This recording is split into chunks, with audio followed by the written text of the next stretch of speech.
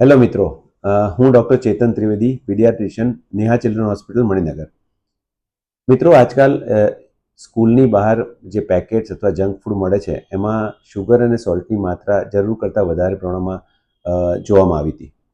હવે જ્યારે આપણે જંક ફૂડ અથવા પેકેટ ફૂડની વાત કરીએ છીએ ત્યારે બાળકોના ડૉક્ટર્સ અથવા બધા ડૉક્ટર્સ કેમ બાળકોને આપવાની ના પાડે છે? કારણ કે આ જે પેકેટ ફૂડ્સ હોય છે એ અનહેલ્ધી ફૂડ છે અને એમાં અનહેલ્ધી ઇન્ગ્રેડિયન્ટ ઘણા હોય છે. જેમ કે આપણે એમ સમજીએ કે શુગરનું પ્રમાણ ખૂબ જ વધારે હોય છે.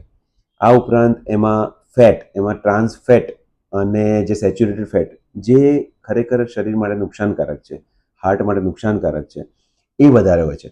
આ ઉપરાંત તમે જુઓ ચિપ્સ વગેરેમાં સોલ્ટ અને સોડિયમની માત્રા બહુ વધારે છે. હવે સોડિયમ જ્યારે વધારે હોય ત્યારે કિડનીમાં વધારે થાય, કોન્સન્ટ્રેટ કરે અને એને કારણે બાળકને વહેલી ઉંમરે બ્લડ પ્રેશરની બીમારી વગેરે થઈ જતી હોય છે.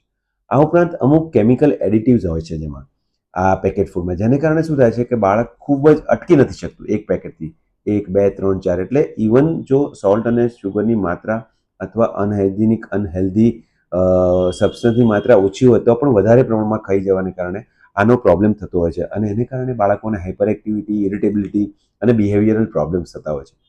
આ ઉપરાંત આ જે ફૂડ છે, જે પેકેટ્સ, એમાં ન્યુટ્રિટિવ વેલ્યુ ઓછી હોય છે. હા, કેલરી વધારે હોય છે એટલે આપણને એમ થાય કેલરી વધારે એટલે સારું, કેલરી રીચ કહેવાય, પણ આ એમ્પ્ટી કેલરી છે કારણ કે એમાં ન્યુટ્રિયન્ટ્સ નથી.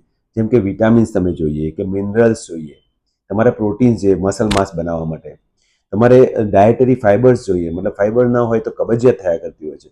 આ બધાને કારણે શું થાય છે કે બાળકોના આ બધા પ્રોબ્લેમ્સ વધતા જાય છે. આ ઉપરાંત બ્રેઇન અને કોગ્નિટિવ ડેવલપમેન્ટ જો જોઈએ બાળકોનું, તો આ બધામાં જે એનર્જી ક્રેશ, મતલબ કે જે શુગર આવે છે એ એટલું વધારે પ્રમાણમાં બોડીમાં જઈ જાય, સડનલી શુગરની પ્રમાણ વધી અને પછી સડનલી ઓછું પણ થઈ જાય. એને કારણે શું થાય કે બાળક ઇરિટેબલ થઈ જાય, કોન્સન્ટ્રેટ ન કરી શકે, ફોકસ ના કરી શકે. એટલે આ બધાને કારણે એ લોકોનું પુઅર બ્રેઇન ડેવલપમેન્ટ કે વિકાસ ઓછો થતો હોય છે. અને સૌથી મોટી વસ્તુ કે જ્યારે આ બધી વસ્તુ બાળક લેવાનું ચાલુ કરે છે ત્યારે હેલ્ધી ફૂડ ઓછું કરે છે.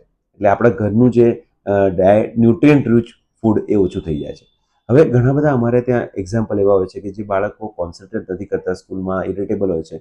ઇવન હમણાં એક કિસ્સો હતો કે 12 વર્ષનો બાળક છે, 12 વર્ષનો દીકરો છે અમારો, એ 106 કિલો વજન છે. હવે જ્યારે મા બાપને પૂછ્યું તો કહે છે કે ખાવા પીવાનું તો અમુક છે પણ એને અમુક જાતનું એનર્જી ડ્રિંક પીવાની ટેવ છે એના ટીમ ભેગા કરવા માટે. હવે આ એનર્જી ડ્રિંકમાં મેં જોયું તો કેફીનનું પ્રમાણ જે નોર્મલ આપણું સોફ્ટ ડ્રિંક કરતાં પણ 6 થી 7 ગણું છે. અને કેફીન એ નશાકારક છે, at the same time sugar પણ એનું 10 ગણું વધારે હોય છે. હવે આવા માત્ર ટીમ કલેક્ટ કરવા માટે